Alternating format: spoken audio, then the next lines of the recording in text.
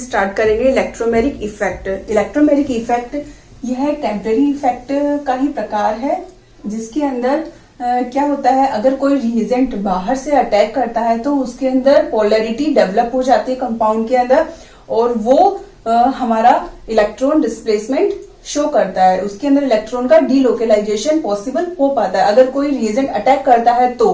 अगर नहीं करता है तो उन कंपाउंड्स के अंदर पोलैरिटी हमें देखने को नहीं मिलती है।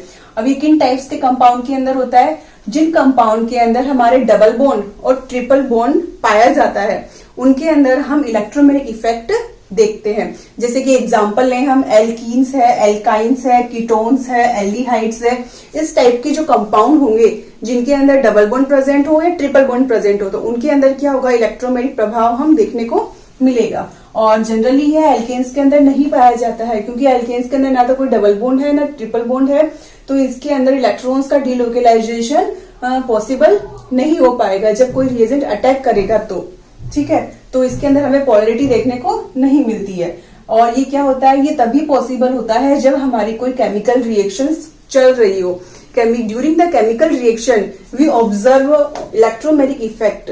ठीक है ना, हम तभी इलेक्ट्रोमेरिक इफेक्ट को ऑब्जर्व कर पाते हैं जब हमारी कोई केमिकल रिएक्शन चल रही होती है, जिसके अंदर कोई रिएजेंट, कोई पोलर रिएजेंट हमारे कंपाउंड पर अटैक करता है, जिसकी वजह से उसके अंदर इलेक्ट्रॉन का डीलोकलाइजेशन होता है और वो एक इफेक्ट शो करता है, जिसे हम क्या बोलते हैं, इलेक्ट्रोमेरिक इफेक्ट। तो हम इसे एक एग्जाम्पल के थ्रू समझ लेते हैं।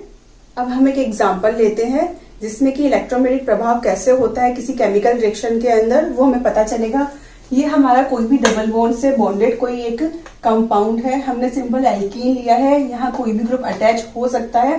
ठीक है, इसकी जब हम केमिकल रिएक्शन कराते हैं विथ पोलर रिएजेंट तो क्या होगा, इसकी ये जो बॉन्ड्स के जो इलेक्ट्रॉन है, पाई बॉन्ड्स के जो इलेक्ट्रॉन है, ये कंप्लीटली एक एटम के ऊपर ट्रांसफर हो जाएंगे, या तो ये इधर शिफ्ट होंगे या फिर ये इधर शिफ्ट होंगे। डिपेंड करता है कि हमने कंपाउंड क्या लिया है। उस कंपाउंड के अकॉर्डिंग जब कोई पोलर रिएजेंट किसी कंपाउंड पर अटैक करेगा तो क्या होगा, उसके अंदर इलेक्ट्रॉन का ट्रांसफर हो जाएगा, कंप्लीट ट्रांसफर होता है।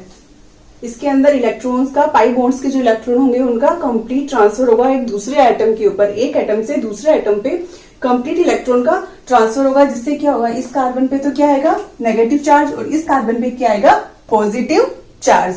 ठीक है, तो ये हमारी क्या हो गई, पोलर स्पीशीज हो गई। और जो रिएजेंट, अब जैसे ही हम इस पोलर रिएजेंट को हटा लेंगे तो इसके अंदर क्या होगा, ये जो बॉन्ड, ये जो हमारे इलेक्ट्रॉन्स का डीलोकलाइजेशन हुआ, ये वापस से पहले वाली सिचुएशन के अंदर आके फिर वापस से हमारी ये वाला कंपाउंड जो हमने पहले लिया था कंपाउंड, वही वापस फॉर्म कर लेगा। तो क्या हुआ, इलेक्ट्रोमेरिक इफेक्ट क्या हुआ, एक टेम्पररी इफेक्ट हुआ जो कि किसी पोलर रिएजेंट की प्रेजेंस में पॉसिबल होता है। ठीक है, अभी कितने टाइप इलेक्ट्रोमेरिक इफेक्ट, 2 टाइप्स के होते हैं, दैट इज प्लस ई और सेकंड इज माइनस ई।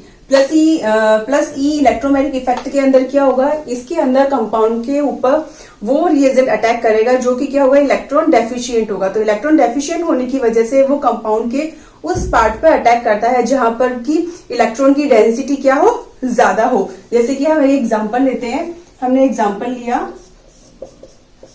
ये सिंपल कोई भी एल्कीन है जिसके ऊपर हमने अटैक करवाया है, रिएजेंट का अटैक कराया है, तो इसके अंदर क्या होगा, पोलैरिटी डेवलप होगी। पोलैरिटी डेवलप होने से ये कैसे फॉर्म हो जाएगा, जो इलेक्ट्रॉन्स है यहाँ के, सपोज करो ये इलेक्ट्रॉन यहाँ से यहाँ ट्रांसफर होगा, तो इस पे नेगेटिव और इस पे पॉजिटिव। अब हमने इसके ऊपर एक पोलर रिएजेंट का अटैक कराया, दैट इज H+।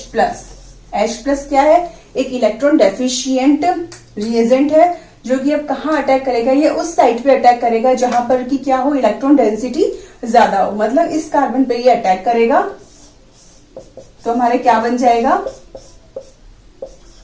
H। इसने इस पर अटैक किया और हमारा क्या रह गया, एक इलेक्ट्रॉन डेफिशिएंट स्पीशीज जनरेट हो गई। ठीक है ना, तो इस वजह से इसको हम क्या बोलते हैं, प्लस ई इफेक्ट, जो कि यह किस टाइप के कंपाउंड्स में पाया जाएगा, एल्कीन और एल्काइन टाइप की जो कंपाउंड्स होंगे उनके अंदर जो एडिशन रिएक्शंस होती है, एल्कीन और एल्काइन की,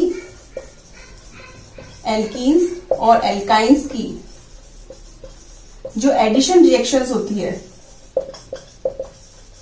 एडिशन रिएक्शन जो होती है उसके अंदर हम प्लस ई इफेक्ट हमें देखने को मिलता है। तो ये बात हुई हमारे फर्स्ट टाइप की, दैट इज प्लस ई। ये तो बात हुई हमारे प्लस ई की। अब हम बात करेंगे माइनस ई। माइनस ई में क्या होता है, जो हमारे कंपाउंड हमने लिया उसके ऊपर जो हमारा अटैक करने वाली स्पीसीज होगी वो क्या होगी, न्यूक्लियोफिलिक। यहाँ तो क्या थी, इलेक्ट्रोफाइल। ये क्या थी, इलेक्ट्रोफाइल। अब जो अटैक करने वाली स्पीसीज होगी वो कौन सी होगी, न्यूक्लियोफाइल। इसके अंदर कौन सी रिएजेंट अटैक करेगा, जो न्यूक्लियोफिलिक होगा। इसके अंदर कौन सा रिएजेंट अटैक कर रहा था, जो इलेक्ट्रोफिलिक था, मतलब जिसके पास इलेक्ट्रॉन्स की कमी है, तो वो उस साइट पे अटैक कर रहा था जहां पर इलेक्ट्रॉन डेंसिटी उसको ज्यादा मिल रही थी। अब यहाँ पे जो अटैक करने वाली स्पीशीज होगी वो कौन सी होगी, न्यूक्लियोफिलिक। मींस जहां पे इलेक्ट्रॉन डेंसिटी कम होगी, जिस पे पॉजिटिव चार्ज होगा, जिस कार्बन एटम पे या कंपाउंड्स के जिस भी एटम पे, तो उस पे जाके ये माइनस ई जो ग्रुप शो करेगा, न्यूक्लियोफिलिक टाइप्स के जो कंपाउंड होंगे, जो ग्रुप रिएजेंट होंगे, वो अटैक करेंगे। जैसे कि हम एक एग्जांपल लेते हैं, दैट इज कीटोन या कोई भी एल्डिहाइड ग्रुप है ये। जब इसके ऊपर हमने अटैक कराएंगे तो इसके अंदर क्या होगा, पोलैरिटी डेवलप होगी।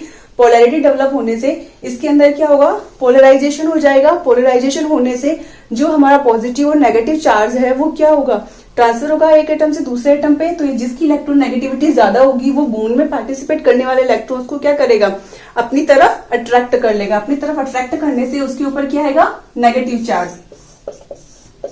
तो इस ऑक्सीजन एटम पे क्या हुआ, नेगेटिव चार्ज, और बॉन्ड के जो इलेक्ट्रॉन्स है वो कंप्लीटली ऑक्सीजन की तरफ ट्रांसफर हो गए। और कार्बन एटम पे क्या बचा, इलेक्ट्रॉन्स की कमी हो गई। इलेक्ट्रॉन्स की कमी होने की वजह से इस पे कौन सा चार्ज रह गया, पॉजिटिव चार्ज। अब हमने कोई न्यूक्लियोफाइल, जो हम बोल रहे हैं न्यूक्लियोफिलिक मतलब न्यूक्लियस को चाहने वाले, जैसे कोई एग्जांपल हमने लिया साइनाइड। साइनाइड ये एक न्यूक्लियोफिलिक रिएजेंट है जिसके ऊपर इलेक्ट्रॉन डेंसिटी क्या है, ज्यादा है। तो ये अब किस साइड पे अटैक करेगा, ये उस साइड पे अटैक करेगा जहां पर की इलेक्ट्रॉन डेंसिटी कम होगी। तो ये साइनाइड ने इसने कार्बन पे अटैक किया और हमारी स्पीशीज जनरेट हो गई माइनस ई, क्योंकि इस पे ग्रुप के ऊपर हमारे कौन सा चार्ज रह रहा है, नेगेटिव चार्ज। और इसके अंदर हम देख रहे हैं कि हमारे कार्बन एटम पे लास्ट में कौन सा चार्ज रह रहा है, पॉजिटिव चार्ज। इस वजह से इसको तो हमने बोला प्लस ई इफेक्ट और इसे हमने बोला minus E effect. Minus E effect जो है ये हमारे कौन से कंपाउंड्स के अंदर होता है, ये हमारे जैसे कीटोन्स है, एल्डिहाइड्स है, इस टाइप के जो कंपाउंड होते हैं जिनके अंदर जो दोनों एटम है वो डिफरेंट टाइप के होंगे। एक की इलेक्ट्रोनेगेटिविटी ज्यादा होगी और एक की इलेक्ट्रोनेगेटिविटी कम होगी। डिफरेंट टाइप्स के कंपाउंड जिनके बीच में डबल बॉन्ड या ट्रिपल बॉन्ड प्रेजेंट हो, उस टाइप के कंपाउंड्स के अंदर क्या होगा, माइनस ई इफेक्ट पाया जाएगा। और जिनके अंदर जैसे एल्कीन है, एल्काइंस है, इस टाइप के जो कंपाउंड होंगे उनके अंदर हमारे प्लस ई इफेक्ट पाया जाएगा। तो ये तो बात हुई हमारे इलेक्ट्रोमेरिक इफेक्ट। यहाँ पे हमारा इलेक्ट्रॉन डिस्प्लेसमेंट इफेक्ट कंप्लीट होता है।